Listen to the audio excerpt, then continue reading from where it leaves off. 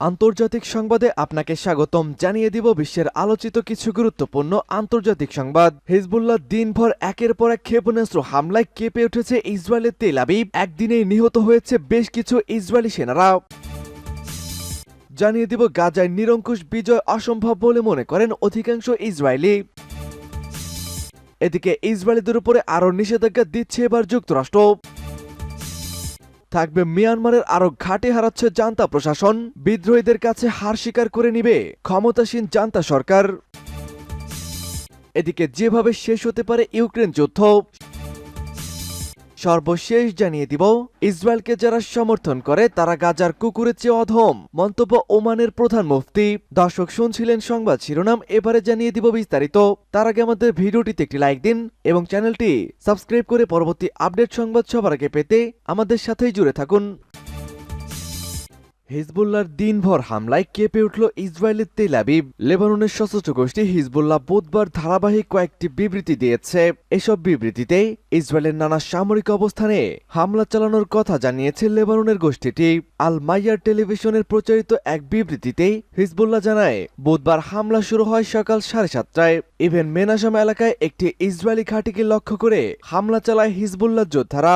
তাদের দাবি, উপযুক্ত অস্ত্র ব্যবহার করে এই হামলাটি চালানো হয়েছে। তাদের ছোড়া ক্ষেপণাস্ত্র সরাসরি লক্ষ্যবস্তুতে আক্রমণ করে। আর হিজবুল্লাহ দ্বিতীয় হামলাটি চালিয়েছে সকাল 7:30টার দিকেই। সোমের এলাকায় ইসরায়েলি সেনাদের ঘাঁটিকে লক্ষ্য করে হামলাটি চালানো হয়। হিজবুল্লাহ এখানে উপযুক্ত অস্ত্র ব্যবহার করার দাবি করেছে। যদিও এই হামলায় কোন ধরনের ক্ষেপণাস্ত্র ব্যবহার করা হয়েছে সেটি বিস্তারিত জানায়নি গোষ্ঠীটি। পরের হামলাটি হিজবুল্লাহ চালায় সকাল 10টায়। এই হামলায় কেঁপে ওঠে আবিবিম এলাকার ইসরায়েলের সেনাদের অবস্থান করা দুটি বাড়ি।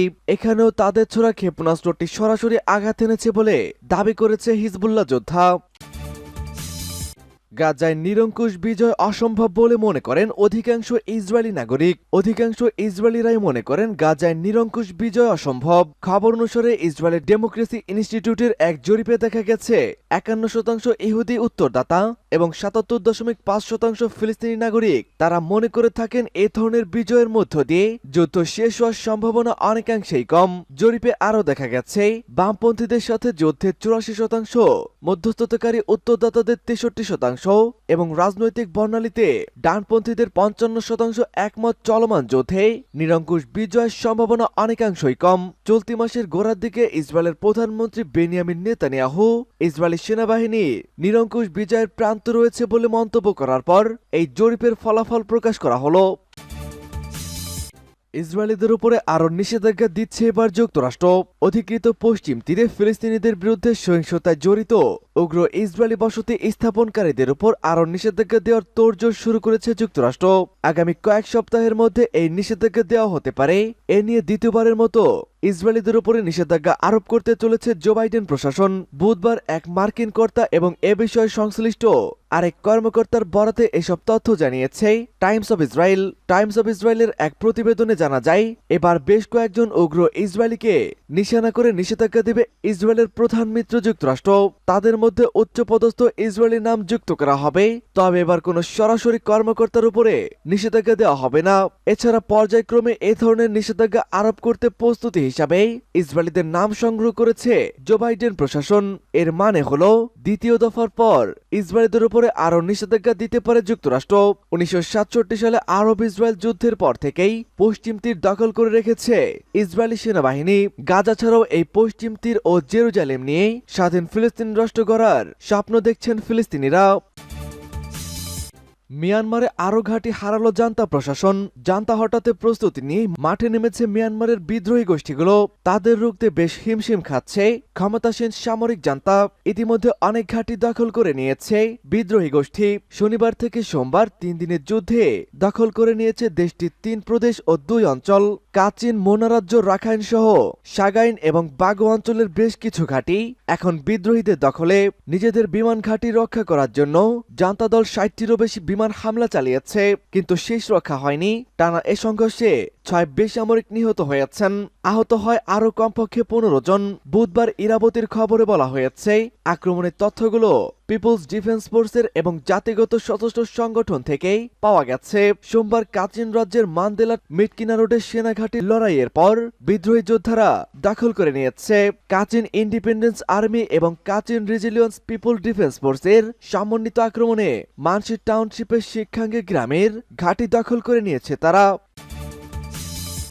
যেভাবে শেষ হতে পারে ইউক্রেন যুদ্ধ। ইউক্রেনে 2022 সালের ফেব্রুয়ারি থেকে অভিযান চালাচ্ছে রাশিয়া। যুক্তরাষ্ট্র সহ ইউরোপ এবং পশ্চিমা দেশগুলো ইউক্রেনকে সার্বিকভাবে সাহায্য করলেও এখনো রাশিয়াকে সম্পূর্ণভাবে পরাস্ত করা যায়নি, বরং ইউক্রেনের আরো অনেক এলাকা রাশিয়ার নিয়ন্ত্রণে যাচ্ছে।